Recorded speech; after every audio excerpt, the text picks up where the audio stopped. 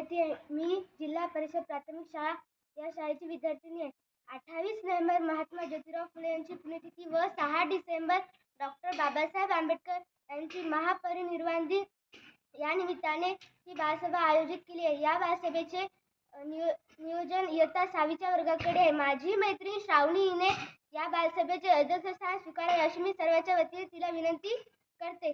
शाळेचे मुख्याध्यापक व सर्व शिक्षक आजच्या कार्यक्रमाचे अध्यक्ष यांनी स्थान ग्रहण करावे अशी मी त्यांना विनंती करते. तसेच मुख्याध्यापक व अध्यक्षांनी महात्मा फुले व डॉक्टर बाबासाहेब आंबेडकर यांच्या प्रतिमेचे पुष्पहार अर्पण करावे अशी मी त्यांना विनंती करते. पहिले काय करायचं होतं?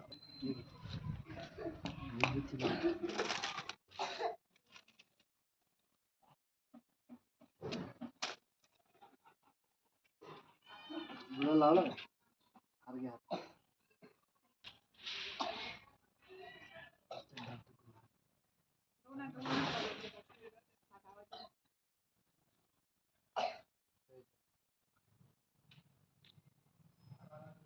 प्राथमिक शाळा आमगावान या शाळेची विद्यार्थिनी आहे. यापुढील कार्यक्रमाचे सूत्रसंचालन मी करणार आहे. आता आपण या दोन थोर व्यक्तीचे विचार, त्यांचे कार्य, त्यांच्या जीवनातील काही प्रसंग याबाबत ऐकून. इयत्ता 6वीच्या वर्गातील निशा आपले विचार मांडेल. माझे नाव निशा आहे. मी इयत्ता 6वीची विद्यार्थिनी आहे. सन्माननीय व्यासपीठ आणि माझ्या मैत्रिणींनो, आज मी महात्मा ज्योतिबा फुले यांच्या कार्याबद्दल बोलणार आहे. मुलीसाठी शाळा सुरू करताना महात्मा फुले यांना अतोनात कष्ट सहन करावे लागले, पण तरीही ते आपल्या विचारापासून डगमगले नाहीत. त्यांच्या या प्रयत्नामुळे आज स्त्रियांसाठी शिक्षणाचे दरवाजे खुले झाले आहेत आणि स्त्रिया शिक्षित होऊन आपल्या कुटुंबाबरोबर देशाच्या विकासाला हातभार लावत आहेत. अशा या महात्म्याला अभिवादन करून मी माझे 2 शब्द थांबवते. जय हिंद, जय भारत. धन्यवाद निशा. यानंतर इयत्ता 6वीची मयुरी आपले विचार मांडेल.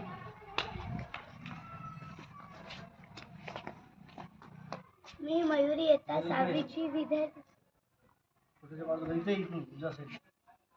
आज मी डॉक्टर आंबेडकर यांच्याविषयी बोलणार आहे. डॉक्टर बाबासाहेब यांचे मूळ नाव भीमराव होते.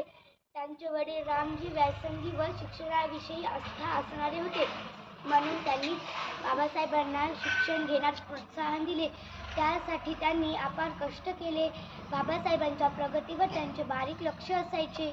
वडिलांच्या विचाराचा पगडा आंबेडकर यांच्यावर होता. डॉक्टर बाबासाहेब यांचे सर्वात जवळचे मित्र म्हणजे पुस्तके. ते पुस्तकात खूप रमायचे. वाचण्यामुळे त्यांना मनन चिंतन करण्याची सवय जडली होती.